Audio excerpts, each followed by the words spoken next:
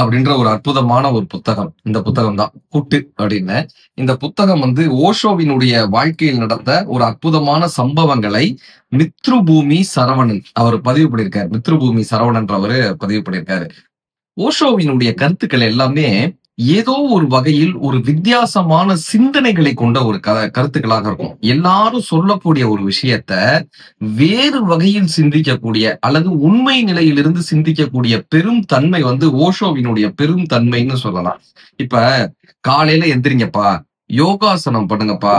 யோகிகளாக இருக்கக்கூடியவர்கள் அல்லது யோகாசன பயிற்சி இருந்து விட்டால் நம்ம வாழ்க்கையில மிகப்பெரிய ஆன்ம ஞானத்தை அடைந்து விடுவோம். ஆன்ம பலத்தை அடைந்து விடுவோம். யோகாசனம் என்பது அல்லது யோக பயிற்சி என்பது ஆன்ம பலத்தை கொடுக்கக்கூடியதுன்னு நம்ம இந்திய நாட்டுல நம்பிக்கொண்டிருந்த தருணத்துல ஓஷோ அவர்கள் சொல்றாரு, உடலை வளைத்து கொண்டும் நெளித்து கொண்டும் இருப்பதாலும் தலைகீழாக நிற்கக்கூடிய காரணத்தினாலும் அது ஒரு வகையான பயிற்சி மட்டுமே. அதனால் ஒருவர் ஆன்மீக வளர்ச்சி பெறுவதில்லை அப்படின்னு ஓஷோ அவர்கள் ஒரு கருத்து சொல்றாரு. இது ஓஷோவினுடைய கருத்து. நான் படித்த ஓஷோவினுடைய கருத்து. உடலை வளைத்துக் கொண்டும் நெளித்துக் கொண்டும் இருப்பதால் மட்டுமே அல்லது தலைகீழாக நின்று கொண்டிருப்பதால் மட்டுமே ஒருவரால் ஆன்மீக வளர்ச்சியை பெற்றுவிட முடியாது. ஓஷோ அவர்கள் ஒரு கருத்து சொல்றார். ஏன் அப்படின்னு கேட்டா, ஆன்மீக வளர்ச்சி என்பது மனம் பக்குவப்பட்டு வருவது. ஆன்மீக வளர்ச்சி என்பது அறிவு தெளிந்து வருவது. ஆன்மீக வளர்ச்சி என்பது பகுத்தறிவோடு சிந்திப்பது.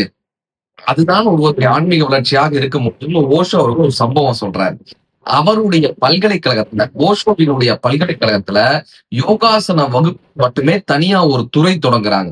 அது மட்டும் அல்லாமல் அந்த யோகாசன வகுப்பினுடைய ஹெச்ஓடி, அந்த ஹெட் ஆஃப் த டிபார்ட்மெண்ட் இருப்பாங்கல்ல, அவரை கடவுளா கும்பிடுறாங்க. யோகி யோகின்னு அவரை கடவுளா கும்பிடுறாங்க அந்த ஹெட் ஆஃப் டிபார்ட்மெண்ட்ட. இப்ப இந்த கல்லூரியினுடைய முதல்வர் வந்து யோகாசனத்துக்கு அவ்வளவு பெரிய முக்கியம் கொடுக்கிறாரு.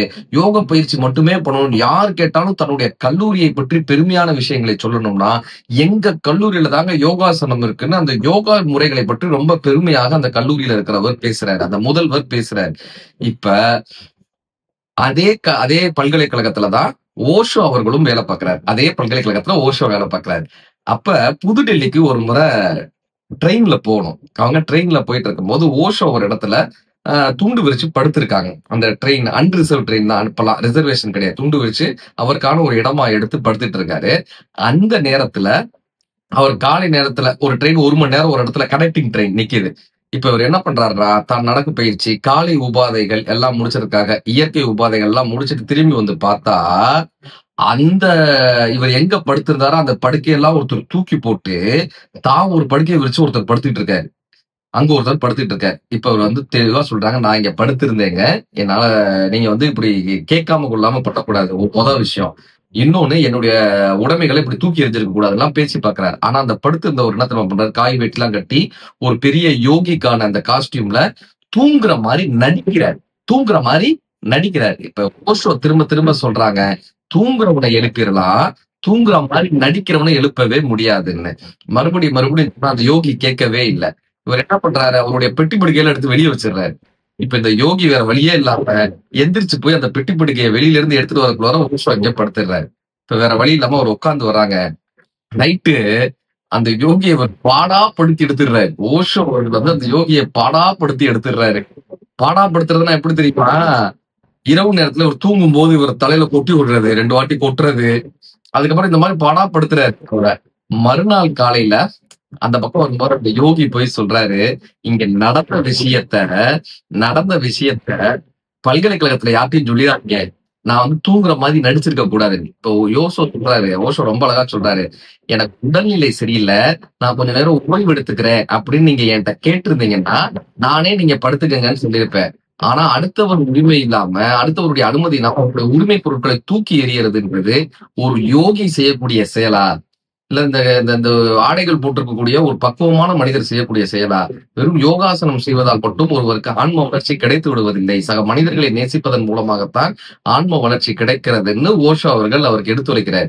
இப்ப அந்த யோகி ஒரே ஒரு வேண்டுகோள் மட்டும் வச்சுட்டு போறாரு, நடந்த இந்த விஷயத்த நம்ம பல்கலைக்கழகத்துல சொல்லிடாதீங்கன்ற. பல்கலைக்கழகத்துல சொல்லிடாதீங்க.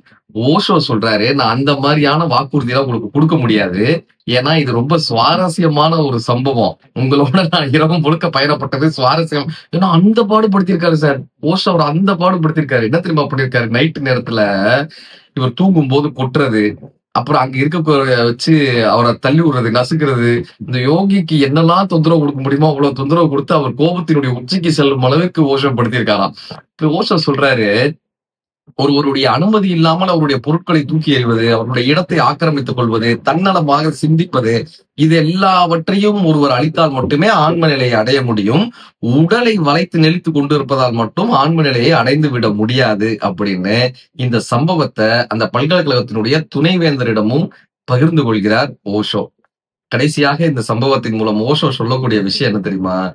வெறும் யோக பயிற்சிகள் அல்லது வெறும் உடற்பயிற்சிகள் மட்டும் ஒரு மனிதனினுடைய ஆன்ம வளர்ச்சிக்கு உதவாது. அன்பின் மூலமாக, சிந்திப்பதன் மூலமாக மட்டுமே ஒருவன் ஆன்ம வளர்ச்சியை அடைய முடியும் என்று ஓஷோ அவர்கள் இந்த சம்பவத்தின் மூலமாக நமக்கு கற்றுத் தருகிறார்.